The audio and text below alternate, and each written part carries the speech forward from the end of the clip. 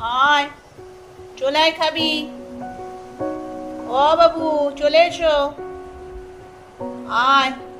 গরম পড়েছে, ওর খাওয়াতে চালা। দই ভাত মেখে রাখা হয়েছে, আর মাংসটা যদি না খায় মাংসটা আলাদা করে দিয়েছি, চিকেন সেদ্ধটা আলাদা করে রয়েছে, আর এই যে দই ভাত মাখানো। এখন কত কিছু বলতে হবে তবে আসবে। চলে আয়, একটা ডিম দেবো, কাটা দেবো, আয় এনে কাটা। পুচু বাবু, ও বাবু, ও পুচু দাদা, এসো এসো, খাবে, এনেও কাটা, কাটা নিয়ে যাও, কাটা। আসো, ডিমও দেবো, এসো।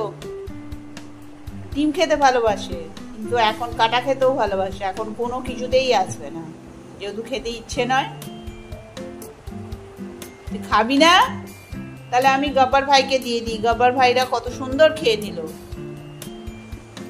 চলে আয়, আয় চলে আয়, এটা ডিমু দেবো, আয় তো, এনে ডিমু, এনে ডিমু, আয় আয়, ডিমু খাবার।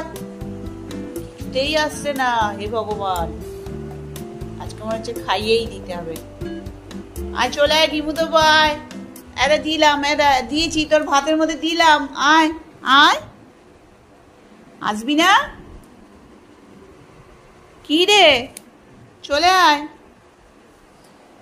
গরমে খাবে না, কিন্তু বসে কোথায় আছে না, সিঁড়ির ঘরে বসে রয়েছে, যেখানে পাখা নেই, কিছু নেই। মানে ও বসবেই, ও মানে যতই এখানে টেনে নিয়ে আসা হোক, ও এখানে বসবে না। ও সেই ওই সিঁড়ির ঘরে ওইখানটায়, ওদিকে গেটটা রয়েছে, ওইখান থেকে দেখতে পাবে কে আসছে, আর এইখানটায় এই দুটো দরজার মাঝখানেও বসবে। ও যেন বাড়ির কর্তা, বাড়ির কর্তা, সব চারিদিক দেখবে কে কোথা থেকে আসছে, এইটা ঠিক বজায় থাকে। যে বাবা গরম লাগছে, পাখার তলায় এসে বসি না, ওখানে কোনো পাখা নেই, ওইখানে বসবে। এর বেলায় ঠিক আছে। আয় ছেলে, চলে আয়, আয়। আসবি না? আজকে খাইয়েই দিতে হবে, ধরে খাইয়ে দিতে হবে, কিচ্ছু করার নেই।